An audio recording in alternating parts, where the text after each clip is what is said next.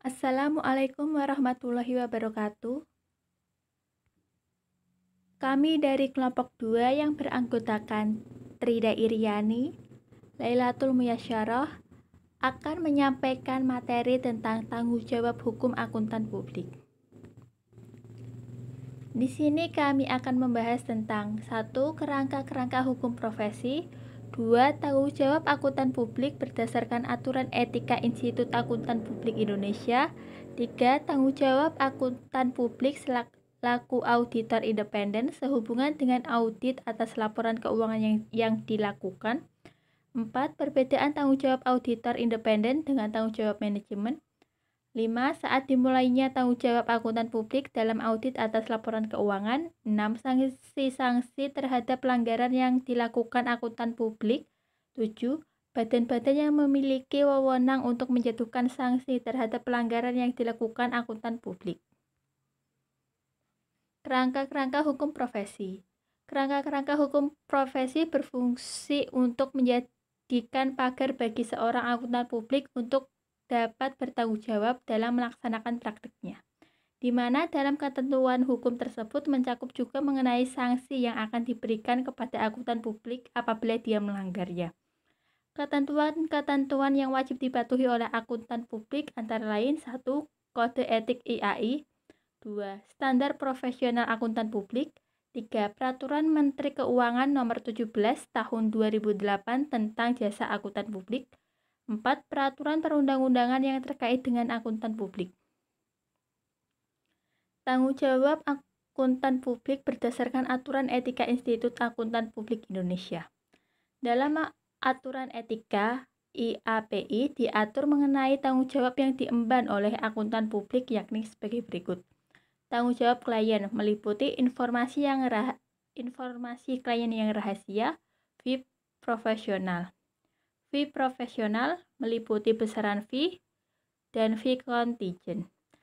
2. Tanggung jawab pada rekan seprofesi meliputi tanggung jawab kepada rekan seprofesi, komunikasi antar akuntan publik, perikatan atestasi. 3. Tanggung jawab dan praktik lainnya meliputi perubahan dan perkataan yang mendiskreditkan, iklan, promosi, dan kegiatan pemasaran lainnya. Tanggung jawab akuntan publik selaku auditor independen sehubungan dengan audit atas laporan keuangan yang dilakukan.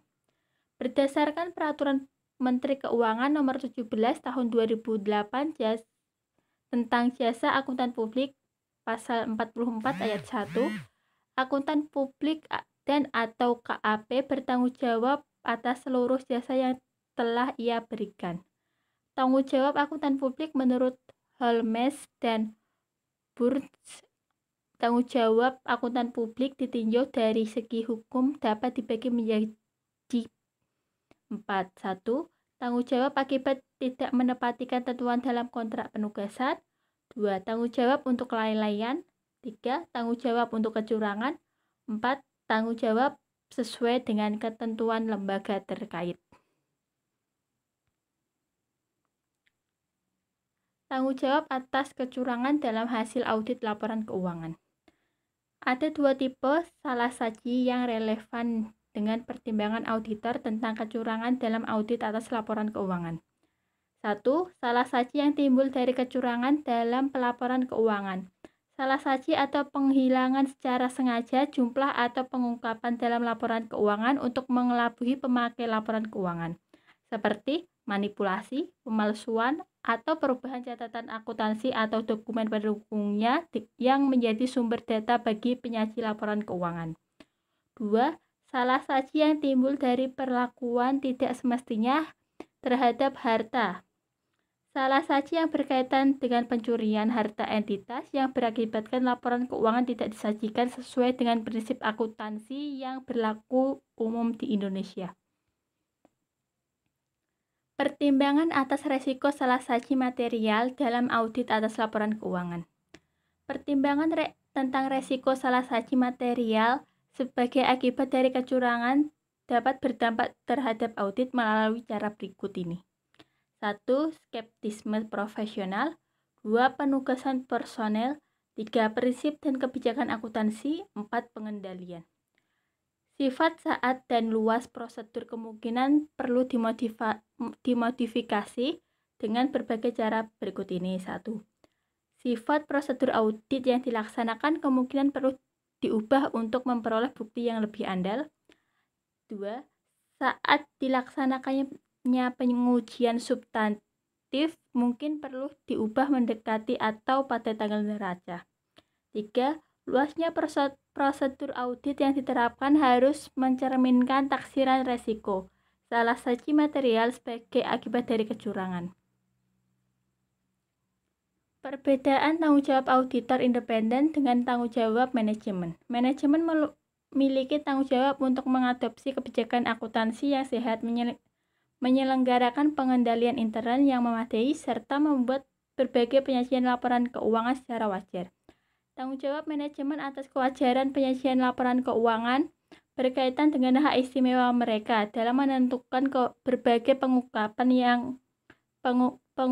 apa yang mereka anggap penting untuk disajikan, di mana manajemen mengetahui dan mengendalikan secara langsung berbagai transaksi entitas dari aktiva, utang, dan ekuitas sehari-hari dari perusahaan.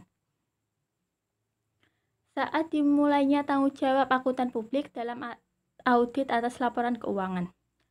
Tanggung jawab akuntan publik terhadap laporan keuangan adalah untuk memberikan pernyataan pendapatnya atas laporan keuangan. Akuntan publik berkewajiban untuk memberikan pendapat terhadap laporan keuangan, dimulai di saat dia telah mendapat kesepakatan dengan kliennya untuk melaksanakan jasa audit atas laporan keuangan. Dalam menerima klien baru, kebanyakan KAP akan berusaha untuk menginvestigasi bisnis dari klien tersebut. Beberapa KAP amat berhati-hati dalam menerima klien baru dari suatu bisnis yang baru terbentuk dan berkembang cepat. Auditor pengganti harus selalu memperhatikan antara lain bahwa auditor pendahulu dengan klien mungkin berbeda pendapat tentang penerapan prinsip akuntansi, prosedur audit, atau hal-hal signifikan yang serupa. Sanksi-sanksi terhadap pelanggaran yang dilakukan akuntan publik. Pada pasal peraturan Menteri Keuangan ini mengatur mengenai sanksi-sanksi yang dapat dikenakan kepada akuntan publik apabila melanggar ketentuan yang ada, yaitu 1. Sanksi peringatan. Sanksi ini dikenakan terhadap pelanggaran yang termasuk dalam taraf ringan yang bersangkutan. 2. Sanksi pembekuan izin. Sanksi ini dikenakan terhadap pelanggaran yang termasuk dalam taraf berat, seperti halnya akuntan yang memberikan jasa audit umum atas laporan keuangan dari suatu entitas lebih dari 3 tahun buku secara berturut-turut. 3. Sanksi pencabutan izin. Sanksi pencabutan izin dikenakan terhadap pelanggaran yang termasuk dalam taraf sangat berat, seperti akuntan publik yang tidak mempunyai KAP namun memberikan jasanya. Badan-badan yang memiliki wewenang untuk menjatuhkan sanksi terhadap pelanggaran yang dilakukan akuntan publik. Beberapa peraturan secara tidak langsung mengatur pada akuntan publik juga mengatur secara khusus mengenai badan mana yang berwenang untuk melakukan penegakan hukum terhadap akuntan publik. Seperti halnya Undang-Undang Nomor 8 Tahun 1995 tentang pasar modal. 1. Menteri Keuangan berdasarkan pasal 62 ayat 2 dan 3 Peraturan Menteri Keuangan Nomor 17 Tahun 2008 tentang jasa akuntan publik. 2. Asosiasi profesi. IAPI adalah satu-satunya asosiasi profesi akuntan publik yang diakui oleh pemerintah dan memiliki seperangkat aturan yang berlaku bagi para anggotanya. 3. Badan Pengawasan Pasar Modal atau Lembaga Keuangan. Akuntan publik yang ingin melaksanakan jasanya di pasar modal harus terlebih dahulu terdaftar di Badan Pengawasan Pasar Modal. Berdasarkan pasal 75 Peraturan Menteri Keuangan Nomor 17 Tahun 2008 tentang jasa akuntan publik dapat dikenakan 1. Sanksi peringatan apabila akuntan publik yang bersangkutan mendapatkan sanksi peringatan keanggotaan dari IAPI. 2. Sanksi pembekuan izin apabila akuntan publik yang bersangkutan mendapatkan sanksi pembekuan keanggotaannya dari IAPI. 3. Sanksi pencabutan izin apabila akuntan publik yang bersangkutan mendapatkan sanksi pemberhentian keanggotaannya dari IAPI. Sekian presentasi dari kelompok kami, kurang lebihnya mohon maaf. Wassalamualaikum warahmatullahi wabarakatuh.